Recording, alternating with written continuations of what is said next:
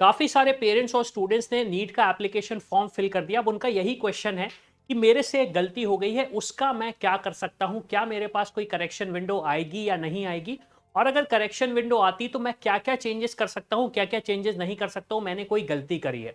इस वीडियो में हम थोड़ा सा हिस्टोरिकली जानेंगे कि एग्जैक्टली होता क्या है, इस साल एनटीए क्या बोल रहा है, और आप क्या क्या चीजें चेंज कर सकते हो, क्या क्या चीजें चेंज नहीं कर सकते हो, इसका थोड़ा सा हिंट हम ले लेते हैं।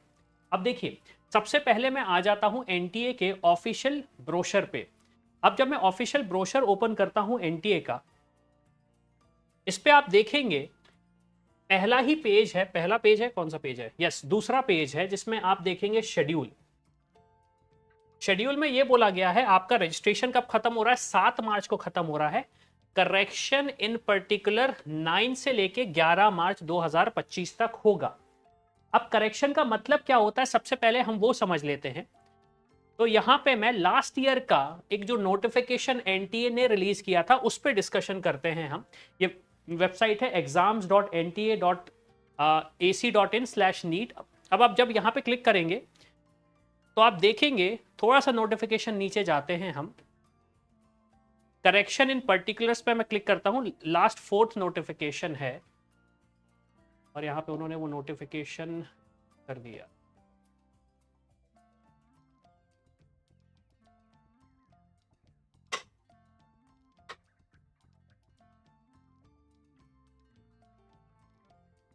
हाँ, ये देखेंगे आप, नोटिफिकेशन 13 मार्च 2024 का है। Correction in particulars of the online application form NEET का जो एग्जाम था। अब आप यहां पे देखेंगे काफी ज्यादा डॉक्यूमेंटेशन में मेंशन है, काफी सारी चीजें मेंशन है। उन्होंने बोला ड्यूरेशन ऑफ द करेक्शन, तो करेक्शन विंडो लास्ट ईयर खोली गई थी, 18 मार्च से लेके 20 मार्च तक के लिए ओपन की गई थी। 11:50 पीएम तक वो विंडो ओपन थी। अब उस विंडो में क्या क्या चीजें अपडेट हो सकती थी, तो आप देखेंगे नीचे यहां पे बहुत क्लियरली मेंशन किया गया है। एनेक्चर 1 जो है, यहां पे लिखा गया था, all fields and uploaded documents except the contact mobile number and email used at the time of registration. मतलब लास्ट ईयर आपका सिर्फ और सिर्फ मोबाइल और ईमेल एड्रेस अपडेट नहीं कर सकते आप, उसके अलावा सारा अपडेट कर सकते हो। इवन आधार का रीऑथेंटिकेशन भी आप कर सकते थे। आप ये दिख रहा है, allowed for all registered candidates, registered मतलब जिन्होंने अपना रजिस्ट्रेशन किया है और पेमेंट कंप्लीट किया है।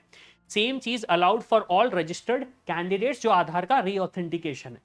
अब मैं ये नहीं बोल रहा हूं कि इस साल भी यही सिस्टम होने वाला है, इस साल भी एनटी आपको यही फैसिलिटी देने वाला है। क्यों?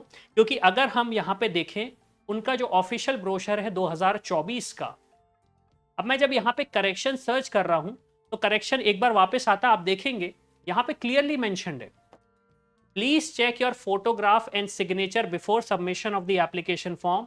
इन द केस ऑफ फोटोग्राफ और सिग्नेचर इज ब्लर्ड और not visible to identify the identity of the candidate, मतलब यह है कि हमें कुछ गड़बड़ी लगती है, हम उसको वेरीफाई नहीं कर सकते, the application will be rejected and no option for correction और रिवीजन विल बी परमिटेड।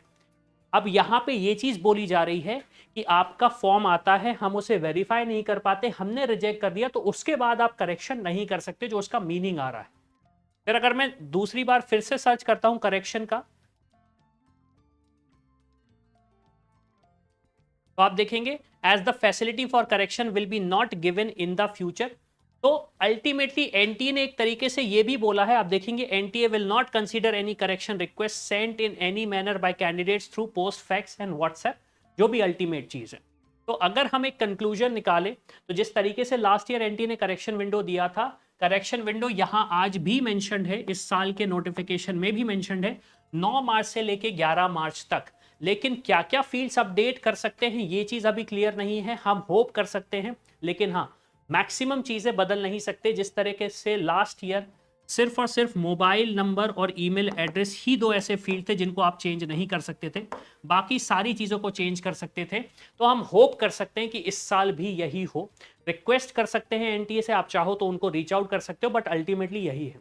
अब अगर करेक्शन विंडो ओपन नहीं होता या फिर करेक्शन विंडो में वो फील्ड हम चेंज नहीं कर पाते, तो उसमें आपको डॉक्यूमेंट वेरिफिकेशन देना ही पड़ेगा। डॉक्यूमेंट अगर वेरीफाई नहीं होगा तो आपका फॉर्म रिजेक्ट होने के चांसेस हैं, लेकिन हम होप करते हैं कि वो चांसेस रिजेक्ट ना हो। अब ये गलती अगर आप नहीं चाहते हो कि आपके साथ हो during the time of counselling, या फिर काउंसलिंग के टाइम पे ऐसी मिस्टेक ना हो, तो आप हमारे एक्सपर्ट के साथ जुड़ सकते हैं जो आपको प्रॉपरली गाइड करेंगे, एक एक स्टेप लेने में मदद करेंगे ताकि ऐसी गलती आपसे ना हो। तो उसके लिए आप हमारी टीम को रीच आउट कर सकते हैं, डिस्क्रिप्शन में आपको डिटेल्स मिल जाएंगे। इसी के साथ मैं हूं अविनाश, मेरा काम है रास्ता दिखाना, पे चल के डॉक्टर बनना आपका। I hope you like this video. For more such videos, keep watching our channel. And do not forget to like, share and subscribe.